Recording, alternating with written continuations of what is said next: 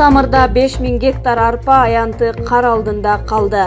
Бүгүн 10-сентябрда Жогорку Кеңештин транспорт, коммуникациялар, архитектура жана курулуш боюнча комитетинин жыйынында депутат Тынчтыкбек Конушбаев суу самыр өрөөндөгү акыркы абал тууралуу кеп калды. Бул тууралуу маалыматты Жогорку Кеңештин басма сөз кызматы билдирди. Депутаттын айтымында аталган аймакта 8-9 сентябрь күндөрү жааган жамгыр карга айланып, 5000 гектар аянттагы дан эгиндери кар алдында калган. Жергиликтүү эл райондук администрацияга, өзгөчө кырдаалдар министрлиги баштаган бир катар мекемелерге кайрылып, бирок эч кандай жооп ала алышкан эмес. Көпчүлүк дыйкандар насыя алып, эптеп айдаган эгиндеринен кол жуушту. Анткени суу самырлыктар табияты катаал аймакта мал чарбачылыгы менен катар арпа эгинин гана эгип оокат кылышат. Ал эми 5000 гектар жер деген чоң аянт. Буга ылайык тиешелүү өкмөт өкүлдөрү тез арада жеринен кабар алып, кесепеттерди жоюуга аракет көрүшү керек, деди Тынчтыкбек Конушбаев. Кошумчалай кетсек, быйыл суу самырда 6100 гектар жерге арпа айдалган. Акылбек Жапаров эмнеге ким президент болсо аны менен куда болгусу келе берет. Акылбек Жапаров ким президент болсо аны менен куда болгусу келетчи, президенттин баласынын атын өзүнүн баласына коюп аны менен жакындайт. Президенттен түшөөрү менен ажырашканга шашат. Акаевдин Саадат деген кызы бар, аны туурап Акылбек Жапаровдун да Саадат деген кызы бар. Жакын туугандарына, инилерине Бермет, Айдар, Илим деп да койдура берген. Бакиевдин убагында каржы министри болуп жагалданып жүрүп көтөрүлгөн биринчи вице-премьерге эмне үчүн элдин баары камалып же таласка барып таяк жап келсе, Акылбек Жапаров суудан кургак чыккан. Себеби бар, аны өзүнчө айтабыз. Отунбаеванын заманын көбүнчө жашынып жүрүп өттү. Аны менен куда болгучу ал заман өттү. СДПКнын штабын жетектеп Атамбаевдин кыргыз автомашынын бир бучкагын менчиктештирген Акылбек Жапаровдун Атамбаев менен кудалашуу ою орундалган жок. Эми Асылбек Жээнбековдун кызын балама алып берем деп жан талашып жүрчү. Алдыбы албадыбы ким билет. Бишкекте жол кырсыгында мүрт кеткендер 17 жашта болушкан. 9-сентябрда Бишкектин Чыңгыз Айтматов проспектисинде катталган автокырсыктан каза болгон 4 бала тең 17 жашта болгон.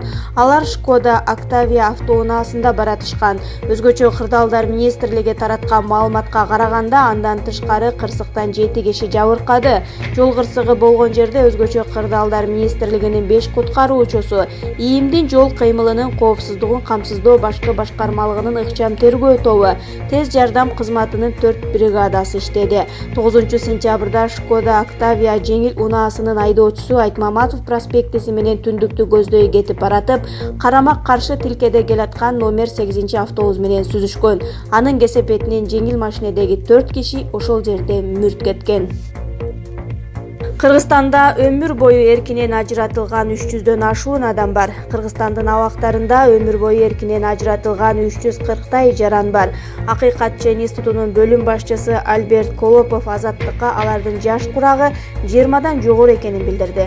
Анын айтымында, Кыргызстанда өмүр бою эркинен ажырагандар үчүн атайын абак жок болгондуктан ар кайсы жактарга бөлүштүрүлгөн. Айрымдары шарты катаал, убактылуу кармоочу жайларда отурат. Бүгүн Бишкекте өмүр бою түрмөгө кесилгендердин абалы, жаңы кабыл алынган кодекстин аларга тийгизген таасири, ырайым маселеси туурасында талкуу өттү. Ага укук коргоочулар, юрист эксперттер, судьялар жана тийиштүү органдар катышты. Талкууну Акыйкатчы институту менен кыйноого каршы коалиция өткөрүп жатат. Жыйынтыгында резолюция кабыл алынып, анын негизинде кодекстерге байланыштуу талдоо жүргүзүлөт. Кыргызстанда аялдар менен балдарды өмүр бою эркинен ажыраткан өкүм чыгарылбайт. Ирактагы 70 кыргыз жаранынын балдары мекенине кайтарылат. Бул тууралуу Тышкы иштер министрлигинин басма сөз кызматынан билдирет. Тышкы иштер министри Чыңгыз Айдарбеков Ирактагы жана Сириядагы жарандарды өлкөгө алып келүү оңой иш эмес экенин айтып, учурда Кыргыз өлкөсүнө 70 жаранды алып келүү келишими бар экенин кошумчалады. Бул маселени бир күндө чечип коюу мүмкүн эмес. Өкмөт бул темага кылдаттык менен көңүл бөлүп, чет жактагы кыргыз жарандарынын укугун жана кызыкчылыгын коргоо тууралуу суроолорду карап чыкты. Бул каржылоо, Кыргыз өлкөсүнө аларды кайтаруу, бошотуу, улутун тактоо жана башка маселелер бар, деди Айдарбеков. Министр маселе бир гана алардын кайтышында эмес экенин кошумчалап, жарандардын мекенине келүүсү, үй бүлөсү менен аралашуусу, коомго кошулуусу жана башка ушул сыяктуу чоң социалдык маселелер бар экенин айтты. Министр билдиргендей, аларды Кыргыз өлкөсүнө кайтаруу боюнча маселе ийгиликтүү жыйынтыкталган. Ал эми Сирия боюнча учурда алардын өкмөттүк түзүмдөрү менен активдүү сүйлөшүүлөр жүрүүдө. Ал жакта өкмөткө баш тийбеген аймактар болгондуктан сүйлөшүүлөрдүн жыйынтыгында маселе чечилет. Ошол себептен бул маселени чечүүгө колдоо көрсөтө ала турган башка мамлекеттер менен да сүйлөшүүлөр жүрүүдө, деген министр Айдарбеков. УКМКнын Альфанын ИИМдин башчысы кызматтан кетип, президентке импичмент каралсын деп 1700 жаран башкы прокуратурага кайрылды. Мурдагы президент Алмазбек Атамбаевди кармоо боюнча Кой Таш айылында жүргүзүлгөн операциялар боюнча 1700 жарандын колу коюлган арыз башкы прокуратурага жөнөтүлдү. Бул тууралуу КСДПнын мүчөсү Темирлан Султанбеков билдирди. Билдирүүгө ылайык арыз кечээ 9-сентябрда жөнөтүлгөн. Арызда Алмазбек Атамбаевди кармоо операциясы бир нече мыйзам бузуулар менен коштолгондугу тизмектелген. Күтүүсүздөн бет капчан жоокер кийимин кийген адамдар эскертүүсүз Атамбаевдин үйүнүн короосуна кирип келип, тынч калкка ок чыгарды. Ок тийгендердин жана сабалгандардын арасында жөнөкөй жарандардан тартып белгилүү мамлекеттик саясий ишмерлер да бар деп жазылган арызда. 7-8 август күндөрү Кой Таштагы окуяда жабыркагандардын тизмеси жана алган жаракаттары белгиленген.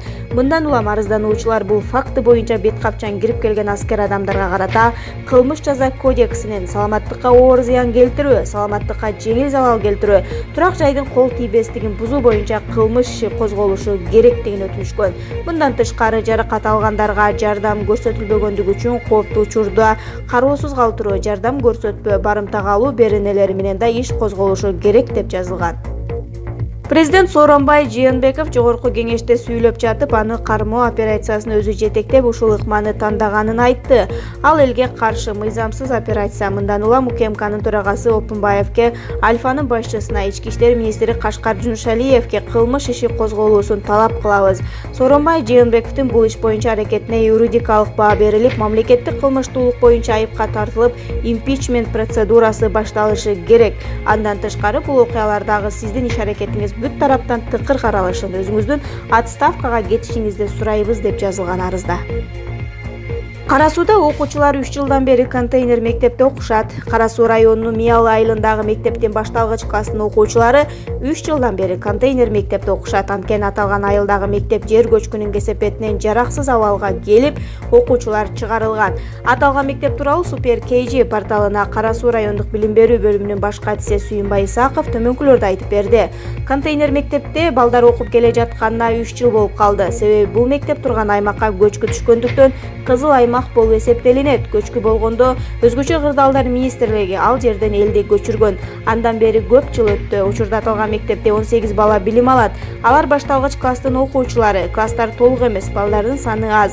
Ал эми жогорку класстар кошуна айылга барып окушат. Негизи айылда мектеп бар болчу, жер титирөөнүн кесепетинен ал жерден окуучулар чыгарылып, ордуна контейнер коюлган деп билдирди билим берүүнүн адиси.